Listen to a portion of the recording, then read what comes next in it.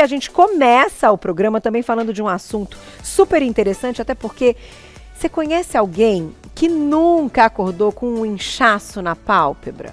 Mas são vários os motivos que podem nos levar, claro, a queixas como essa do inchaço na pálpebra. Desde queixas simples até problemas, né, que podem se agravar e que a gente precisa, sim, né, tomar todos os cuidados. Então a gente convidou mais uma vez ela, que é oftalmologista, doutora Tatiana Narras. Bem-vinda! Tudo bem? Tudo. Prazer em recebê-la mais uma vez. E o assunto é assim, né?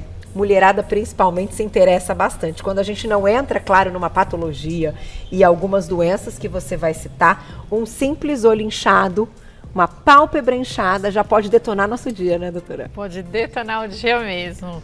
Primeiro eu queria te agradecer, é uma Imagina, honra bem-vinda. estar aqui, me sinto em casa aqui, Bem-vinda né? sempre. Muito obrigada.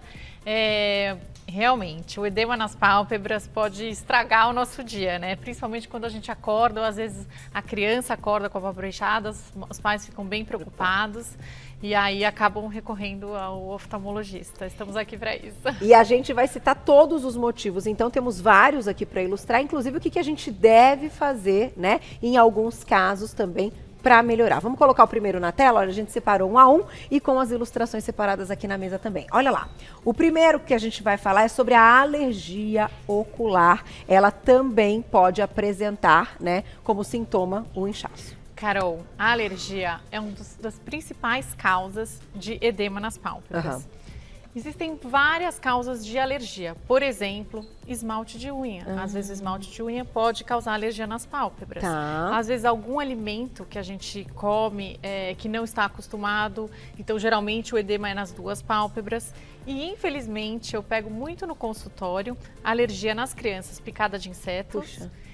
E os cílios fio a fio, que às vezes podem causar alergia por causa da cola dele. Da cola, entendi. Mas quando a gente Então- fala até da alergia ocular, a gente fala de um processo que ele é muito rápido. Porque quando a gente fala em alergia é uma coisa muito rápida. A pessoa tem o contato, rapidamente ela já desenvolve ali alguma questão. Nessa questão ocular também? Geralmente, em 24 horas, o paciente já apresenta o edema nas pálpebras. E o que é importante a gente saber da alergia? Que cursa com prurido ocular, coceira. Então, é muito frequente o indivíduo colocar a mão nos olhos e aí acaba causando mais inchaço nas pálpebras, né? Então, a Maquiagem alergia- vencida também, diretora? Perguntou. Muito. Maquiagem vencida e às vezes até não vencida. Mas, doutora, eu sempre usei essa maquiagem, por que agora está me dando, né? Ou eu sempre comi camarão, por que agora que está me dando edema nas pálpebras, né? Então, é por causa do acúmulo, cumulativo, né? Então, Entendi. às vezes as pessoas, mas eu sempre usei isso, por que agora, né? Que teve E um problema. acontece isso, é assim mesmo. Agora, quando a gente nota o quadro, então, e percebe até, vai se lembrar, lembrei que comi tal coisa e tal, então pode ser por causa disso, a gente precisa procurar mesmo assim o médico, porque tem que entrar com um medicamento nesse caso. Sim, sempre a primeira coisa que a gente deve fazer é acalmar o processo inflamatório, porque Tá. a alergia é um processo inflamatório. Então, eu sempre falo, não, vamos usar compressas geladas, nunca com água boricada, nunca com gelo, nunca com soro, que as pessoas adoram o soro. E o soro tem o sal às vezes queima a pele. Entendi. Então, a água evapora e fica o sal, então queima a pele. Então, a alergia ocular, a coisa mais importante é, primeiro, esfriar o processo com água filtrada, gelada. Tá. Eu gosto muito dessas máscaras em gel, nunca diretamente no rosto. Então, sempre colocar uma gaze com água filtrada gelada e então a máscara de gel geladinha por cima. Essa aqui a gente deixa no freezer ou na geladeira? Ou freezer ou geladeira. E aí coloca a gás, então a gente já tem a gás aqui para ilustrar também, coloca a gás embaixo Isso. e a máscara em cima. A gase molhadinha. E hoje é super acessível, né, essas Super, máscaras. Então, super. eu acho que pode Eu facilitar. gosto muito, em pós-operatório, até a gente indica também, que é uma das causas de edema da pálpebra, né?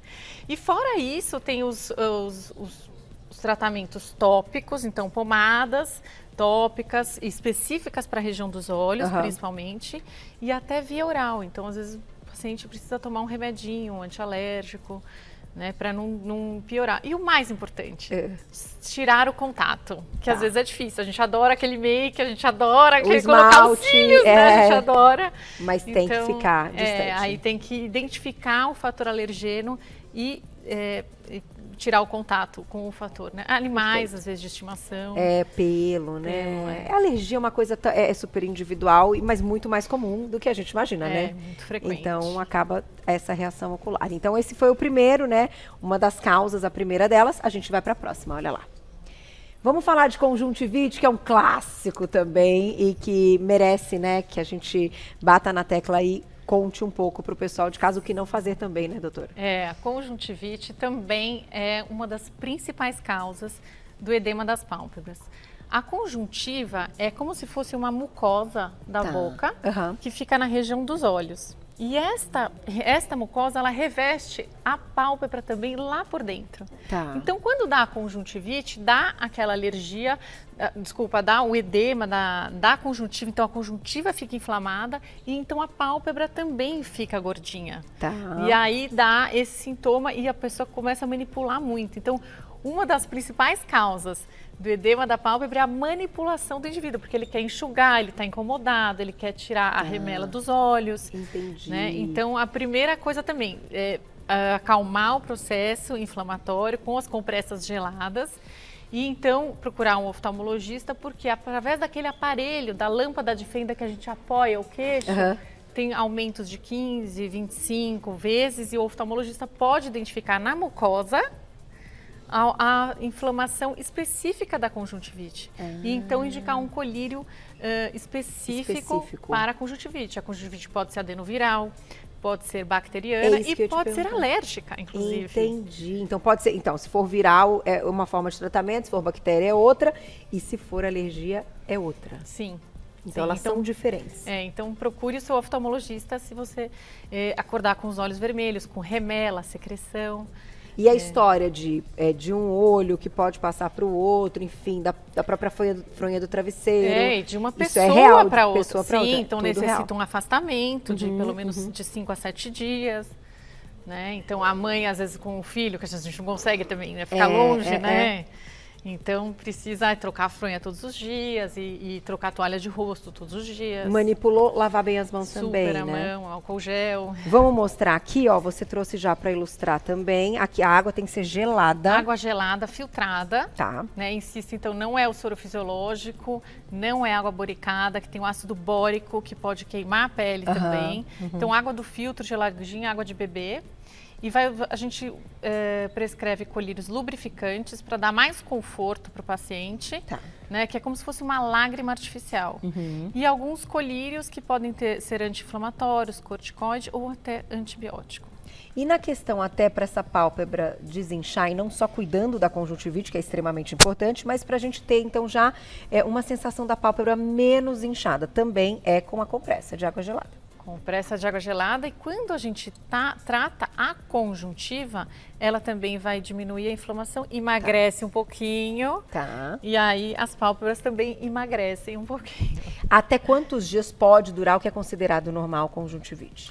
Existem conjuntivites que podem se alongar por até 15 até 21 dias, depende muito da resistência do indivíduo. Mas, a maioria das vezes, em 7 dias, o processo está resolvido, com o tratamento adequado. Tem que procurar o médico, gente, não dá para brincar com conjuntivite, não. Vamos para a próxima? Olha lá.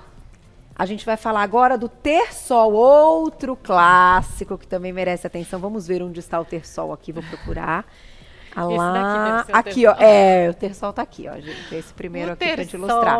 Carol, eu recebo todos os dias no meu telefone uma fotinho de um Tersol. Doutora, olha, e a pessoa ainda abre assim os olhos, olha, a gente tá com a imagem e esse é um Tersol clássico, isso, é um né? Tersol clássico, como se fosse a espinha dos olhos, que o paciente fala, né? Então, às vezes tem esse amarelinho, como se fosse um pus mesmo, que fica dentro de uma glândula que entope. O Tersol é uma glândula que entope. Então, o Tersol não passa de pessoa para pessoa. Ok, diferente da conjuntivite. E não passa de um olho para o outro.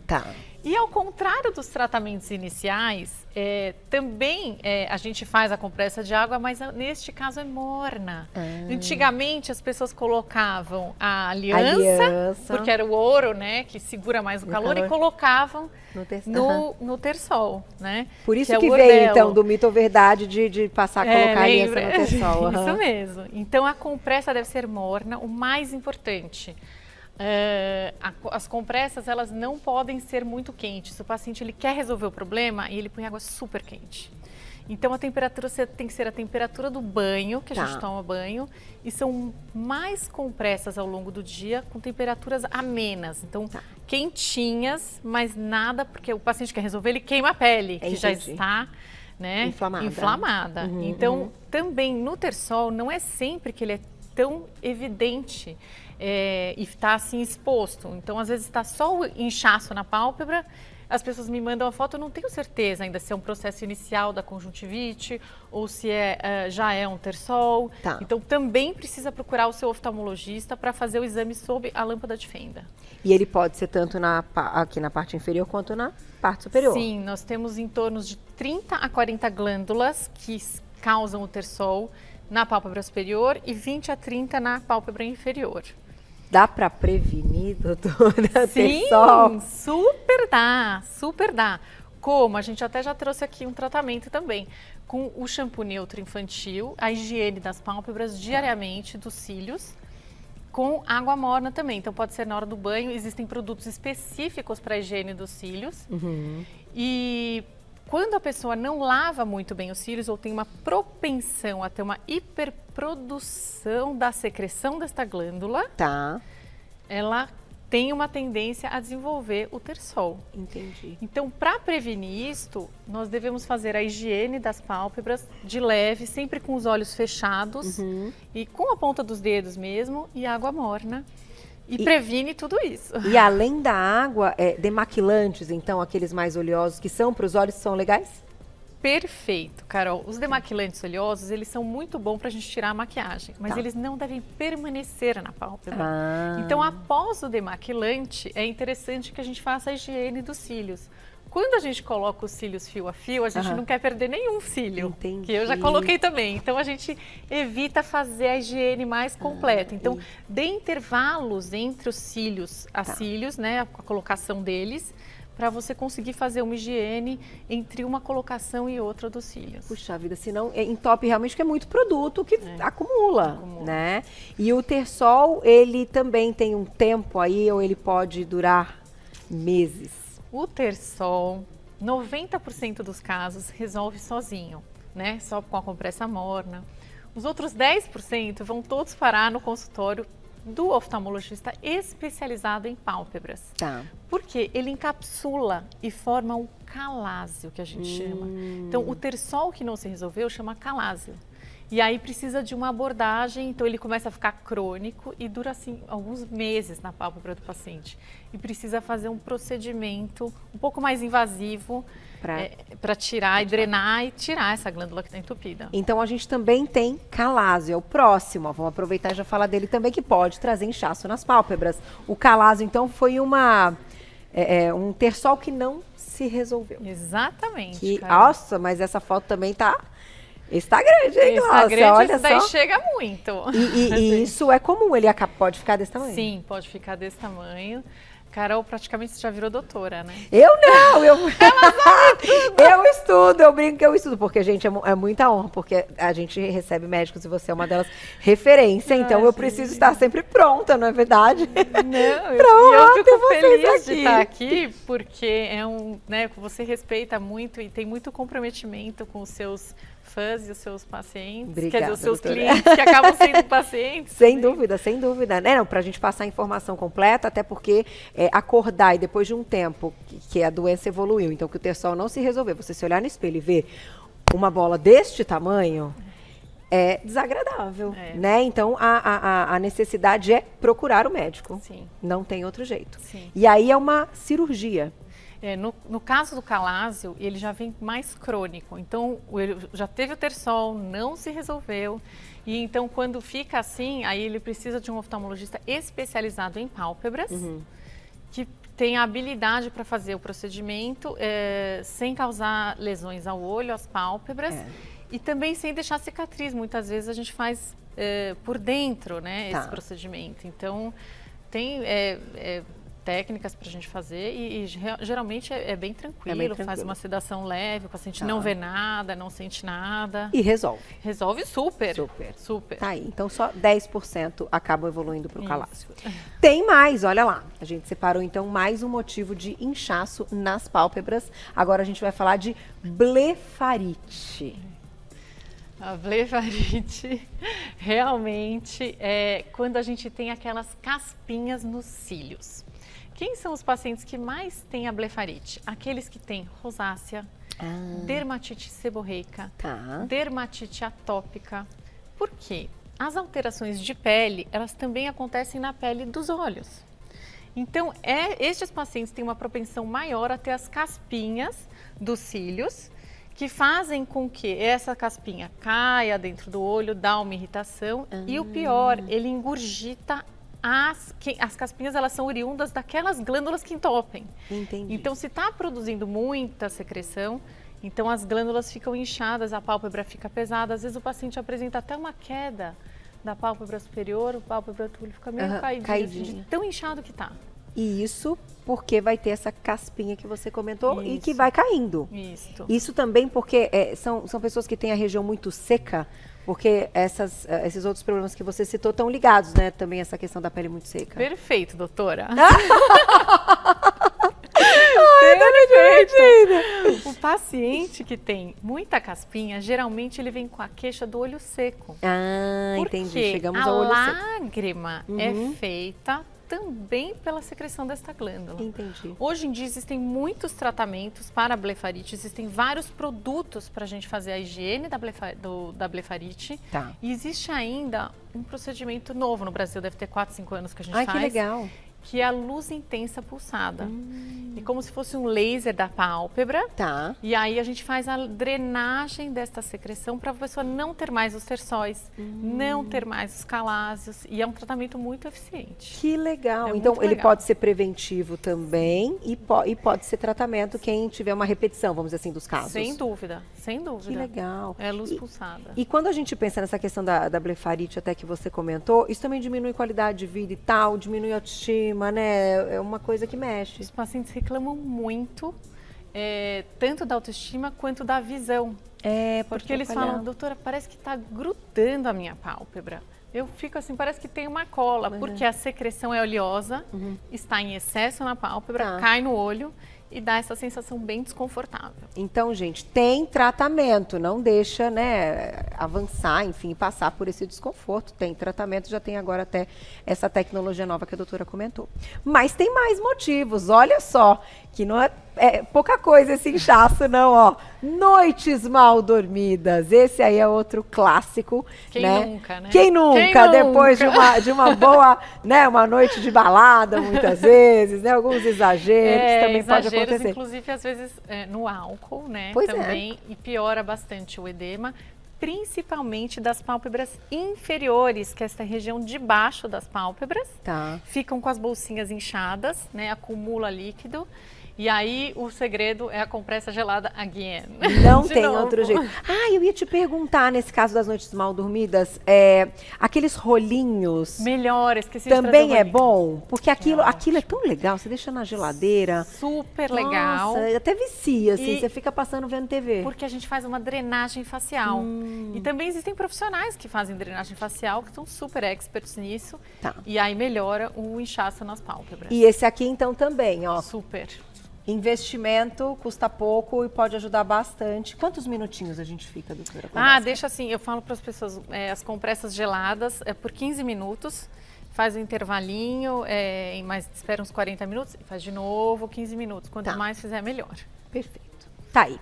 Vamos para o próximo? Olha só, a gente ainda tem esse tema, que são as doenças sistêmicas, que também podem dar esse inchaço. Principalmente insuficiência renal, doenças da tireoide e insuficiências cardíacas, que deixam a pessoa toda inchada. Às vezes não é só a pálpebra que incha, então às vezes as pernas também incham, o rosto incha, os braços às vezes ficam inchados. Então a gente diminui a depuração do sal Tá. Né? Também os alimentos com muito sal também são uma outra causa. Então, às vezes a gente esquece o shoyu. Tem muito sal. A gente adora comida japonesa. Pois é, mas tem que dar uma diluída, é muito sal, né? Tem muito sal. Então... Doutora, então a gente vai já juntar com esse consumo excessivo de sal e do sódio, e acredito e te pergunto se é real isso na sua prática clínica, de repente a pessoa chegar com uma queixa para você dos olhos e você encaminhar para outro especialista porque vai ter essa questão sistêmica. Muito frequente também. Tá? É aí que vem a formação do médico mesmo. Então, você vê um diagnóstico, às vezes eu examino a perna do paciente, ou vejo a pressão do corpo do paciente, hoje mesmo, né? Essa semana mesmo, peguei uma paciente que eu medi a pressão, estava alta a pressão do corpo, encaminhei para o cardiologista. Então, e ela estava com edema nas pálpebras. Puxa vida. Tá aí. Agora, pensando na questão do sal e tal, é um equilíbrio nutricional. Aí, de fato, precisa prestar atenção. Sim, diminuir a ingesta de sal, alimentos que contêm sal e ingerir mais frutas, legumes, né? Ter uma alimentação mais saudável. E sempre fazer os exercícios físicos também, né? Manter a nossa rotina de saúde que vocês tanto pregam. Essa daí. Você é atleta. Você, desde doutor, é atleta. Eu tento, viu? Eu tento, porque realmente me faz muito bem, né? É interessante o relato quando a gente fala de atividade física, porque para algumas pessoas é uma obrigação e para outras é um grande prazer. Então, claro, eu acho que eu sou sortuda nesse ponto, porque realmente é um grande prazer. Mas eu ia te perguntar do suor, para a gente fechar.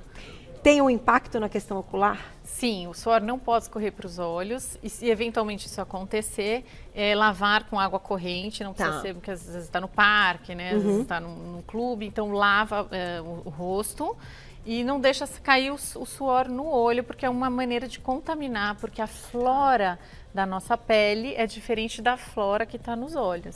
Então, sempre fazer essa lavagem, mas não é nada muito grave. Muito grave. Mas tomar um cuidado pode ajudar. Isso, certo? Para quem também acaba suando bastante. Agora a gente está entrando aí no verão e, né, a prática da atividade física a gente acaba suando mais mesmo. Já tome cuidado com a questão ocular.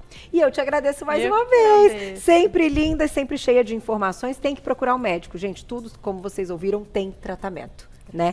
Desde que seja diagnosticado certinho pelo médico. Eu vou deixar um contato para vocês, a doutora Tatiana Narras, que é oftalmologista, lá no Instagram, que é o @TatianaRNarras. O Narras é libanês, N-A-H-A-S, @TatianaR, então é um R mudo, Narras, tudo junto, vocês já encontram o trabalho dela. Obrigada mais uma vez. Sempre bom te ver, viu? Beijo. Beijo, até a próxima.